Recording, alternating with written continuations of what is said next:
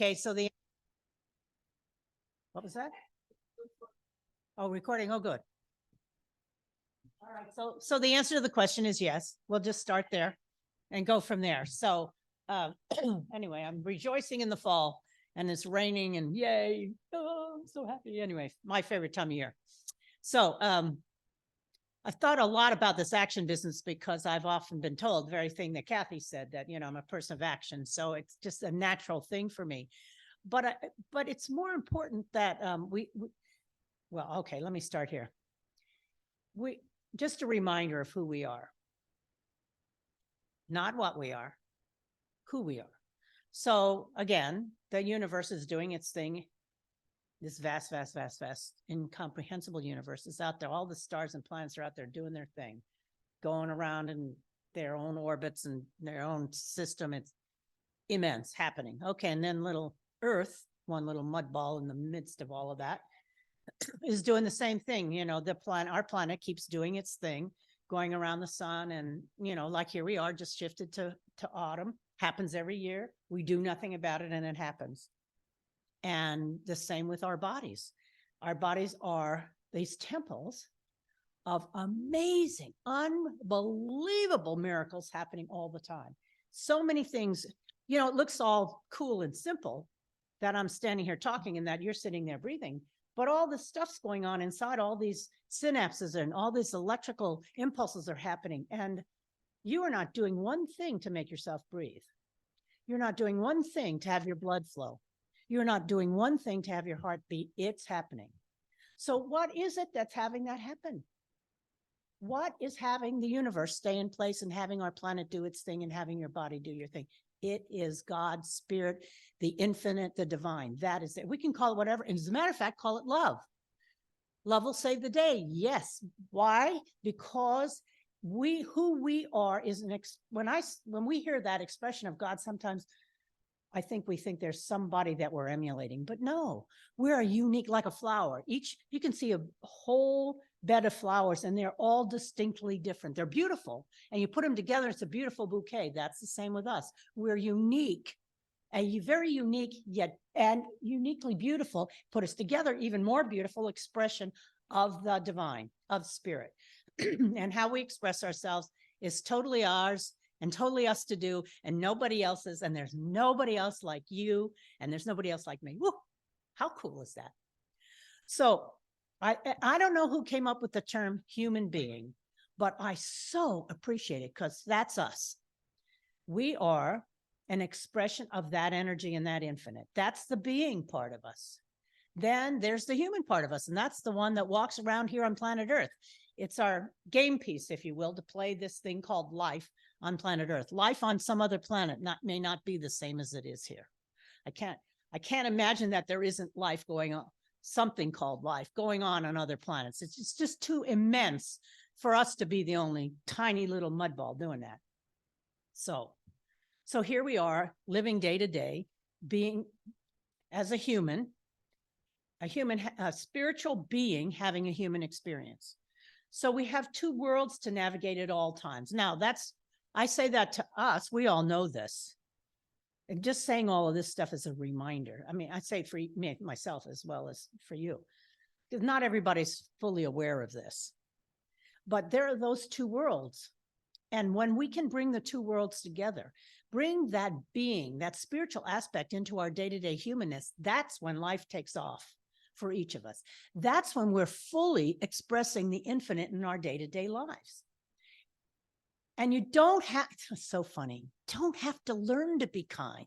You don't have to force yourself to be loving and understanding and compassionate, because when you're operating from spirit, that's your natural, normal way of operating. It's so much easier to let go of all the rules and stuff that we've come up with about being human and just let yourself slide into that space within you, if you want to call it that arena where you are love, where everything is okay, where you're fine, everything is fine. Spirit, the words we put onto that energy as here on planet Earth is love, creativity, inspiration, compassion, joy, all this trust, diversity, peace, all of that is the expression of spirit. And as a human, some of us have a great difficulty expressing some of that. I mean, the poor people that are raging war, and the Russians and those people that are actually doing it are just not in sync with spirit right now. I trust me, they want to be. They just have not found out how. They are taking actions that are not in sync with spirit, and they suffer for it. It's not happiness over there. Never mind all the impact on the people that they're damaging. That's a separate conversation. However, you and I are not doing that these days. We're not over there engaged in that. We are living the lives that we're living here. So it gets to be a question of, well, how do I bring spirit into my day-to-day actions? I mean, because for the most part, we do things on automatic. I mean, I was paying attention to my automatic behaviors this morning, like getting up, going to the bathroom, how I brush my teeth. I'm a Virgo, which they say tends to be pretty methodical. And when I look at how I do things, it's pretty methodical. I do this, and then I do this, and this, and I do that, and then I do the next thing, and I tried to switch it up, like brush with my other hand, and I couldn't do it, or try to not do things that I just normally do. And it's not easy. I'm a creature of habit. So are we. So a lot of our actions are, I'm going to say thoughtless, because we're like, the human has taken over and we're just doing things. Right. Tick, tick, tick, tick. Not that it's bad. We might as well be robots, because we're doing the same thing. Got up, go to the kitchen, push on the button on the coffee maker, whatever you do, it's all pretty much the same, and it's fine. And then there are some actions we take that are very emotional, get really angry. So we got people in other countries that are extremely angry, and they're taking it out on others. But you and I do the same thing. The slightest little thing, we might be angry and just be nasty to somebody. Or we take actions based on our emotions. We go sue somebody because we're hurt. Things like that. Or we get very logical. The old, you don't hear about this too much anymore, but the Benjamin Franklin way of making a decision, to list all the pros and all the cons, and then you decide based on that. Never have done that. So all of that is fine. And no problem with doing that. That's, I'm going to say, very human. Now then, how can we bring the infinite, the divine spirit into some of this? Some of this you don't need to bother. You don't need to decide whether to have coffee in the morning. If that's your thing, go have it. You don't need to decide to and take an action and go to work or whatever. There are plenty of actions we have to take that we'd rather not have to take. I mean, there are mornings I don't want to get out of bed, but I get out of bed anyway. Like that. We all have those things that you kind of, I'd rather not stop to get gas. So my old car is a regular car and it needs gas. Paul's is a hybrid, so we get to do it less often. Soon we'll have an electric vehicle, won't do it at all. Okay. But then you have to plug it in. So there are things you get to do, actions I'm going to say, have to take in order to manage your day-to-day life. Mm-hmm. Okay. Whether you like them or not. But then there are actions where you need to make a decision about something, and it's important to you that you decide one way or the other. And how do you come to that decision? And I know many of us have been at crossroads and been in places where we've had certain decisions that we really have to make and that are important. Well, that might be a very good time to employ spirit. However, I've begun using it, for instance, like buying clothes. I don't buy anything unless I'm like, oh, yeah. If I look at something and go, oh, that'd be nice, and I could wear it with this and that, and that could work, just don't buy it. I want to use it when I'm like in touch with that inspiration, when I'm in touch with spirit. Seems silly, but you know what happens when I buy that garment? I wear it a lot. The other one hangs there, hangs there, hangs there.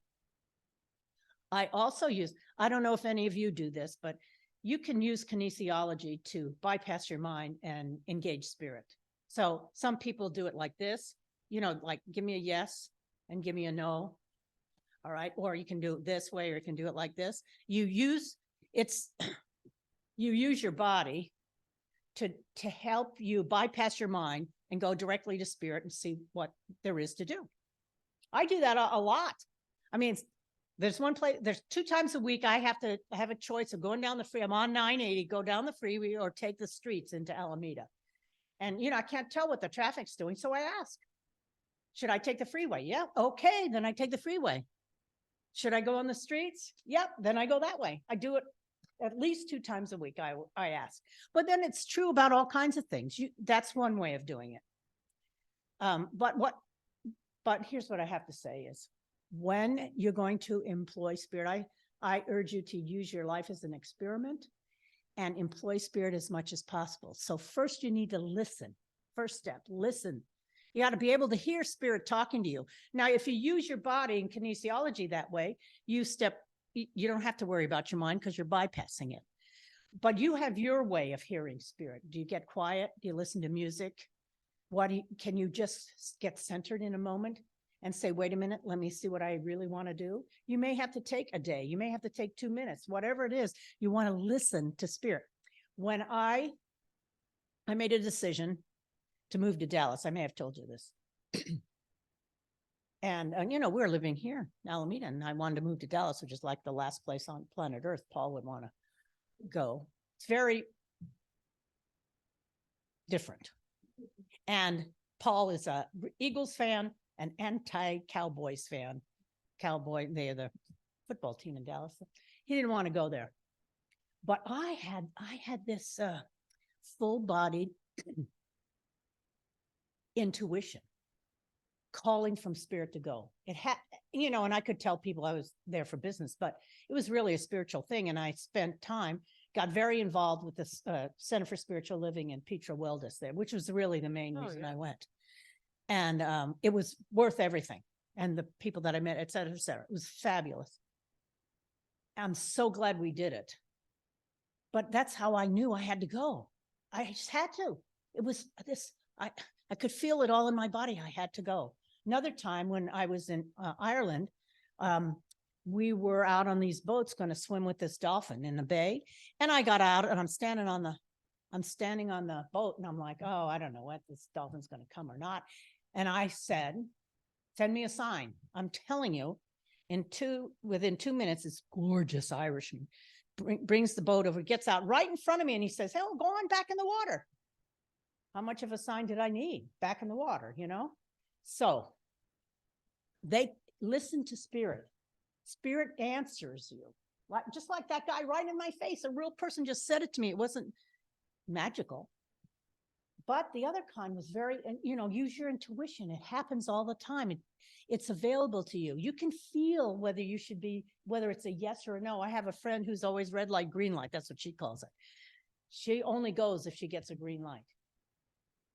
And that's her connection. That's what she calls her connection to spirit. And she just, sometimes she has a thought, maybe I should move. And she's moved a lot because spirit has told her yes. But right now she's very happy where she is. Okay, you never know. She says, like she said, it's only for the moment. It's only right now. I don't know about tomorrow, but right now I'm staying where I am. So listen is the first step. Second step is trust. Now, I say that because I have found whenever I follow spirit, it works out what I'm going to call magically. Unbelievable. And when I don't, oh, brother. We did one move inside of Dallas and I did something. I shouldn't have done it. Well, in retrospect, of course. I didn't. I just did it because I chose to move, pick this mover. The house we were in was being sold. So I picked this mover because he's a son-in-law of a friend. Oh, we're just going 3 miles away. It took 14 hours. It was the worst move I've ever had. I could have done it myself in less time. It was the worst move I've ever had. And I had that thought, I had that funny thought, like, maybe I shouldn't, but it was how we do that. Oh, oops, sorry. Oh, it's a friend. And it's her son-in-law. Oh, sure. Oh, of course I should support him. He did not know what he's doing. It was absolutely terrible. So when you hear spirit, follow and trust. So it's listen, trust, and follow. Those are the 3 steps in allowing spirit to guide your actions. That's when you will take those kind of actions that you feel are empowering, that all allow life to unfold differently. Oh, it's amazing. Things happen when you listen and trust and follow instead of just doing what you're always used to doing. Now, I'm going to tell you, sometimes when you do that, you will be uncomfortable. Why? Because you'll be outside your comfort zone. You know, especially somebody like me who's so methodical. If I do A, B, C, D, E in that order, well, one thing is I'm so used to doing it that way. Remember, you know, this one step leads to the next. But if I do it backwards, for instance, I feel uncomfortable. Right now, I'm trying to not make my bed. Now that sounds silly, but I'm so used to getting up and, you know, and doing it every morning. I'm working on not, and it is not easy. So far, it's unmade, but sort of neat. I have yet to get up and just leave it. And it's uncomfortable for me because I'm habituated to certain patterns, and we all are. So it gets uncomfortable. So when you're going to listen to spirit, I am telling you, you will be uncomfortable from time to time. However, what shows up after that is what I would call miraculous. It's not, that's only because that's the word we put on it, but it really isn't. It's what spirit grants you. It's what happens.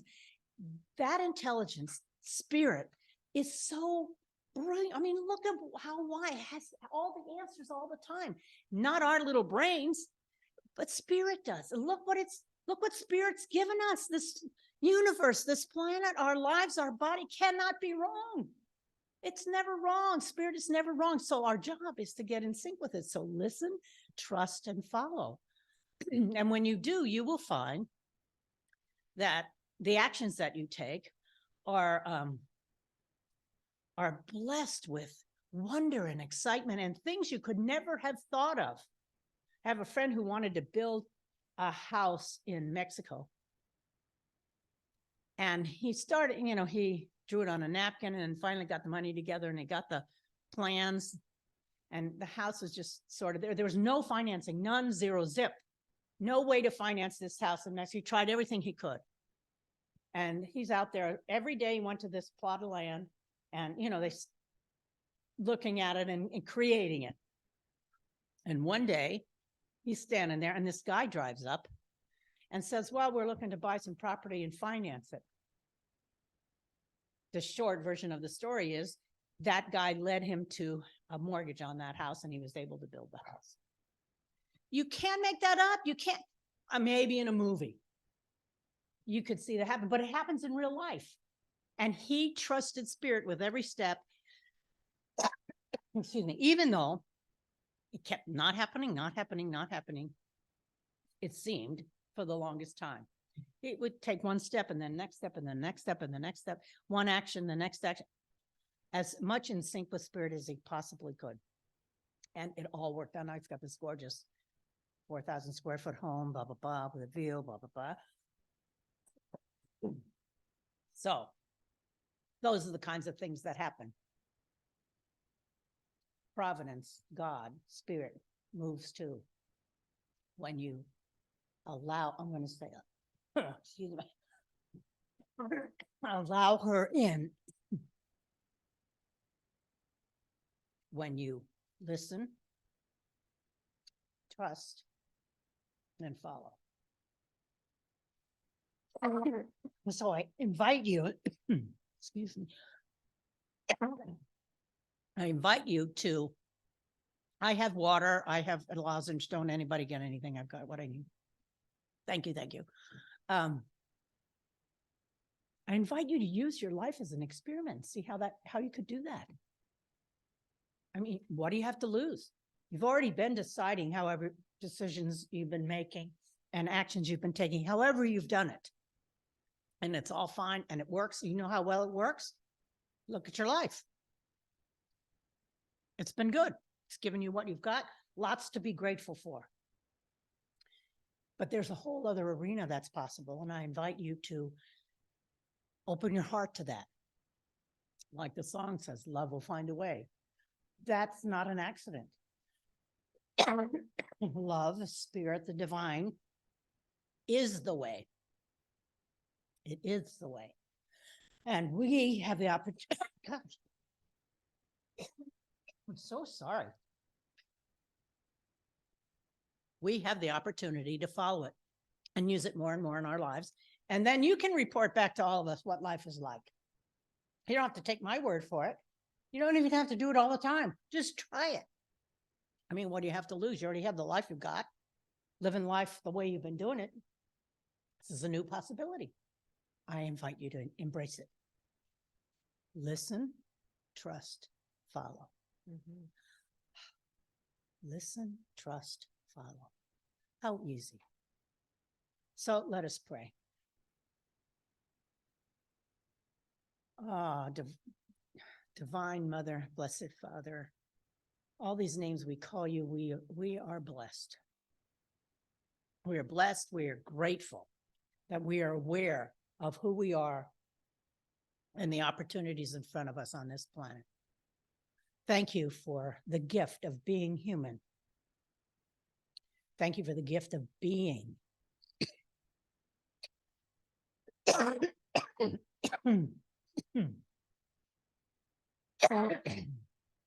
Thank you for this cough.